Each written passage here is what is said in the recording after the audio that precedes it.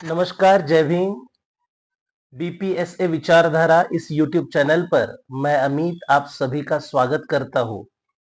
आज 1 मई माने महाराष्ट्र दिन भी है और राष्ट्रीय अंतर्राष्ट्रीय मजदूर दिन भी है, जिसे लेबर डे कहते हैं।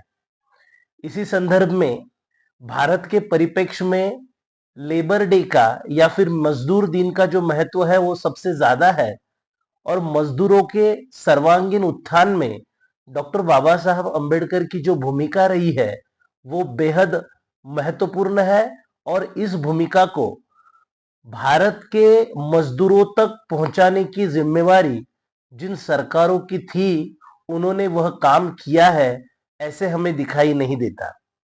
तथा आज के परिप्रेक्ष्य में भारत के मजदूरों की जो अवस्था है उस स्थिति को देखते हुए यह बात बहुत ज्यादा प्रासंगिक है कि इस मजदूर लोगों के उत्थान और प्रगति के लिए डॉक्टर अंबेडकर ने संविधान में तथा उसके पहले 1942 से लेकर 1947 तक वे ब्रिटिश वाइसराय काउंसिल में जब मेंबर थे तथा मिनिस्टर थे तब किए हुए सारे सुधार बेहद इंपॉर्टेंट है, महत्वपूर्ण है। इन सुधारों को समाज में फैलाना तथा इन सुधारों के बारे में समाज में जानकारी देना यह बहुत महत्वपूर्ण काम था। लेकिन लोगों को इस बारे में बहुत ज्यादा जानकारी आज भी नहीं है, परंतु सोशल मीडिया के बढ़ते प्रभाव के कारण अब लोगों में वो जानकारी बढ़ने लगी है। साथियों, जिन लोगों ने इस YouTube चैनल को बीपीएसए विचारधारा इस YouTube चैनल को सब्सक्राइब नहीं किया है, उन सभी लोगों को, उन सभी साथियों को मैं अनुरोध करता हूं कि वे इस चैनल को सब्सक्राइब करें। यह चैनल जिस मकसद से बनाया गया कि हमारे देश में दबे कुचलों की आवाज, मजदूरों की आवाज, बहुजनों की आवाज सारे देश में गूंजे और उनकी समस्याओं को लेकर, बहुजन समाज के इतिहास को लेकर, महापुरुषों की सच्ची जानकारी को लेकर हम आपके सामने अनेक एपिसोड बनाए और ये जानकारी आपसे साझा करें।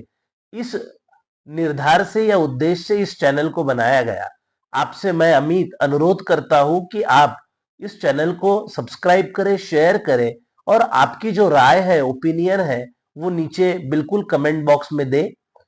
साथियों, हालांकि भारत यह बहुत बड़े आबादी वाला देश है। इस देश में आबादी के साथ साथ ही सबसे ज्यादा मजदूर अगर किसी देश में है तो वो भारत देश है।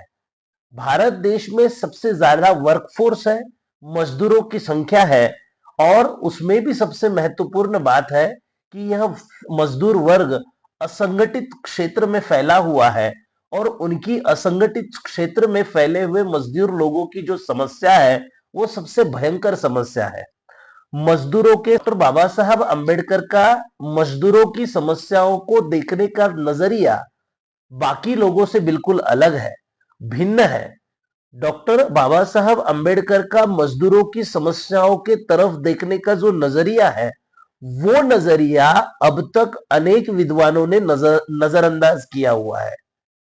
लेकिन बाबा साहब अंबेडकर इस मजदूरों की समस्याओं का मूल कारण जब ढूंढते हैं तो उन्हें पता चलता है कि भारत में जो सामाजिक व्यवस्था है वह सामाजिक व्यवस्था ही मजदूरों के दुख और समस्याओं का, गरीबी का मुख्य कारण है।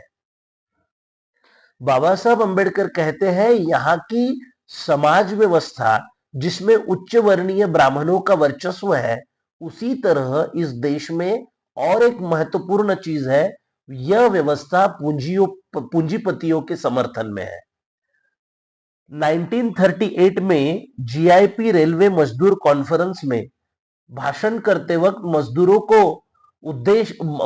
को बताते वक्त डॉक्टर बाबा साहब अंबेडकर कहते हैं कि इस देश का, इस राष्ट्र का और इस श्रमजीवी वर्ग का इस देश में कोई दुश्मन है तो वो दो दुश्मन है, एक ब्राह्मणवाद और दूसरा पूंजीपतिवाद।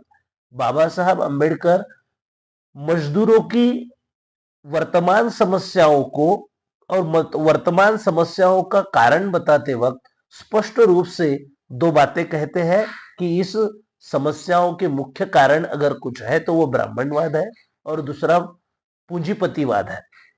मजदूरों की समस्या और मजदूरों का उत्पीड़न ब्राह्मणवाद को खत्म किए बगैर हो ही नहीं सकता। देश के कल्याण के लिए केवल आर्थिक ही नहीं बल्कि सामाजिक परिवर्तन की भी बेहद जरूरत है, ऐसा उनका मानना था। डॉक्टर बाबा साहब अंबेडकर जिस समय वाइसराय काउंसिल में लेबर मिनिस्टर थे, उस समय माने वो लगभग 20 जुलाई 1942 से जून 5 जून 1947 तक doctor Baba Saheb Ambedkar viceroy council में लेबर मिनिस्टर जब थे, उस समय पे उन्होंने बेहद महत्वपूर्ण विषय के ऊपर काम किया। बाबा साहब अंबेडकर ने कारखाना अधिनियम तथा फैक्ट्री एक्ट में अमेंडमेंट करने का काम किया। मजदूरों के वेतन के साथ साथ उन्हें छुट्टियों में छुट्टियां भी मिलनी चाहिए और छुट्टियों में वेतन भी लागू होना चाहिए। यह महत्वपूर्ण अमेंडमेंट बाबा साहब अंबेडकर ने लेबर के संदर्भ में किया। भारतीय खान अधिनियम तथा इंडियन माइल्स एक्ट में मातृत्व लाभ अधिनियम के अंतर्गत अनेक सुधारणाएं बाबा साहब अंबेडकर के माध्यम से किए गए। डॉक्टर बाबा साहब अंबेडकर के प्रयास से ही श्रम कल्याण कोष द्वारा श्रम कल्याण निधि तथा प्रोविडेंट फंड जैसे योजनाओं का निर्माण किया गया। सामाजिक बीमा के क्षेत्र में डॉक्टर अंबेडकर के प्रयासों से बहुत ज्यादा प्रगति हुई। मजदूरों को जीवन की सुरक्षा प्रदान करने हेतु बीमा योजना लागू करनी चाहिए। इस संदर्भ में डॉक्टर बाबा साहब अंबेडकर ने विशेष प्रयास किए। डॉक्टर बाबा साहब अंबेडकर के प्रयासों से ही मजदूर तथा लेबर क्लास के हितों में कार्य हो। इस संदर्भ में विशेष रूप से एक संगठन का निर्माण किया गया, लेबर कॉन्फ्रेंस तथा स्टैंडिंग लेबर कमेटी, जो कमेटी आज भी विशेष रूप से मजदूरों के हितों में जो कानून बनाए जाते हैं उस कानूनों को उस महत्वपूर्ण जो रोल है वो ये कमेटियां अदा करती है। मजदूरों के स्थिति में सुधार तथा सुरक्षा लाने का निर्धार डॉक्टर बाबा साहब अंबेडकर ने जब वे लेबर मिनिस्टर थे तभी किया था। इस सुधार के अंतर्गत इंडियन माइल्स ऑर्डिनेशन 1945 के अंतर्गत खान में कार्यरत महिलाओं के बच्चों के लिए शिशुगृह कंपलसरी बनाना है और वह बनाने के बाद उस शिशुगृह में जो महिलाएं खान तथा माइल्स में काम करती है उन महिलाओं के बच्चों को पढ़ाने तथा उनकी सुरक्षा को ध्यान में रखते हुए यह शिशुगृह बनाने चाहिए। यह महत्वपूर्ण अमेंडमेंट डॉक्टर अंबेडकर के माध्यम से किया गया। इतना ही नहीं, बच्चों के लिए उस माइल्स परिसर में आंगनवाड़ी जैसे उपक्रम भी लगाने चाहिए। इस तरीके का प्रावधान भी डॉक्टर बाबा साहब अंबेडकर के माध्यम से किया गया। वर्कमैन कंपेंसेशन एक्ट 1923 और मैटरनिटी बेनिफिट एक्ट मातृत्व लाभ अधिनियम के अंतर्गत महिलाओं को विशेष सुविधाएं प्रदान की गई। बाबा साहब अंबेडकर के प्रयासों से ही गर्भवती स्त्रियां जो नौकरी तथा काम करती थी उन गर्भवती स्त्रियों को उनके वर्किंग आवर्स कम होने चाहिए तथा गर्भवती होने के बाद में डिलीवरी के समय में भी उन्हें विशेष छुट्टियां देकर उन छुट्टियों में भी उन्हें पगार तथा वेतन देना चाहिए। इस तरीके का प्रावधान भी मजदूर नियमों में एक्ट में किया गया। इन सारी बातों का श्रेय डॉक्टर बाबा साहब अंबेडकर को ही जाता है। मजदूरों में प्रतिनिधित्व निर्माण करने हेतु और मजदूरों की समस्याओं का हल निकालने हेतु Indian trade union bill doctor Baba Saheb Ambedkar के द्वारा ही लाया गया। मिनिमम वेजेस तथा न्यूनतम वेतन और सुरक्षितता के सारे प्रावधान डॉक्टर बाबा साहब अंबेडकर के माध्यम से उस समय पे किए गए।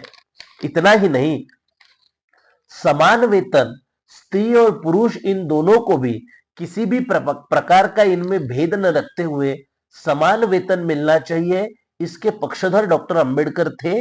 और उस तरीके से उन्होंने सारे प्रयास उस समय पे जब वे लेबर मिनिस्टर थे तब किए। इतना ही नहीं, समाज में न्याय और समता प्रस्थापित करने हेतु आर्थिक सुधार और अधिकार देकर लेबर तथा मजदूरों का सक्षमीकरण करने हेतु डॉक्टर बाबा साहब अंबेडकर ने अधिक प्रयास किए। भारतीय संविधान के निर्मिति में डॉक्टर अंबेडकर ने जो विशेष और महत्वपूर्ण भूमिका निभाई है, उसमें डॉक्टर बाबा साहब अंबेडकर ने मजदूरों के लिए और वर्कफोर्स के लिए विशेष प्रावधान किए गए।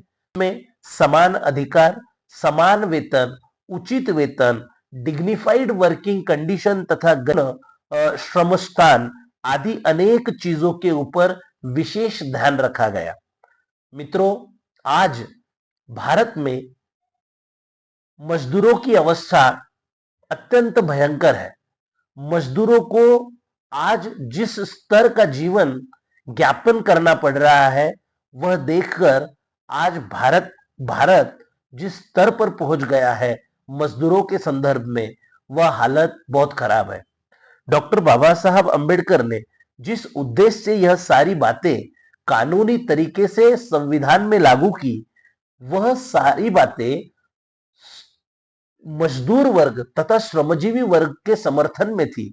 लेकिन 1950 के बाद भारतीय संविधान इस देश में लागू होने के बाद जितनी भी सरकारें इस देश में आई, उन सारी सरकारों ने इस देश में मजदूर तथा गरीब वर्ग के उत्थान के लिए जो कार्य करना चाहिए था, वह पूरी तरीके से किया, ऐसे हमें लगता नहीं है। क्योंकि आज की जो परिस्थिति है भारत की, वह क्या है वो समझना जरूरी है। The international trade union confederation ITDU global ranking index 2020 के अनुसार भारत में मजदूरों की अवस्था अत्यंत दयनीय है। मजदूरों की सुरक्षा तथा सुविधा के संदर्भ में जो सबसे घटिया 10 देश है, उस 10 देश की लिस्ट में भारत का पहले 10 देशों में नंबर आता है। यह जो ग्लोबल इंडेक्स है, ये जो वैश्विक इंडेक्स है, उसके माने भारत में मजदूरों की हालत बेहद खराब है। इस बेहद खराब हालत को अगर आज भी भारत देश में सुधार लाना है, तो डॉक्टर बाबा साहब अंबेडकर द्वारा भारतीय संविधान में लेबरों के लिए या मजदूरों के लिए जो कानून बनाए गए थे, उन कानूनों को पूरी तरह से लागू तो किया ही गया नहीं, बल्कि उनमें घटौती करके उन्हें चेंज करके, उनमें तब्दीली लाके भारतीय समाज तथा जो मजदूर वर्ग है, उनकी हालत बहुत ज्यादा खराब कर दी गई। इस संदर्भ में तथा मजदूरों की हालत को देखते हुए हमें समझना होगा कि जिस उद्देश्य के लिए भारतीय संविधान में मजदूरों के लिए जो सुविधाएं और सुरक्षा प्रदान करने के प्रावधान किए थे, वो सारे प्रावधान पूरी तरह से आज लागू नहीं है। और उसका ही नतीजा ये है कि आज भारत में जो वर्किंग क्लास है, जो वर्किंग फोर्स है, वो बेहद ज्यादा दयनीय अवस्था में जी रहा है। इसलिए हमें इस बात को समझकर नया भारत निर्माण करने हेतु भारतीय संविधान को संवर्धित करते हुए उसकी 100% एग्जीक्यूशन तथा अमल करने की बहुत ज्यादा जरूरत है। इस बात को हमें समझना होगा। आज का एपिसोड आपको कैसे लगा, इस संदर्भ में कृपया नीचे कमेंट बॉक्स में लिखिए। इसी एपिसोड के साथ आज मैं यहाँ पर रुकता हूँ। धन्यवाद।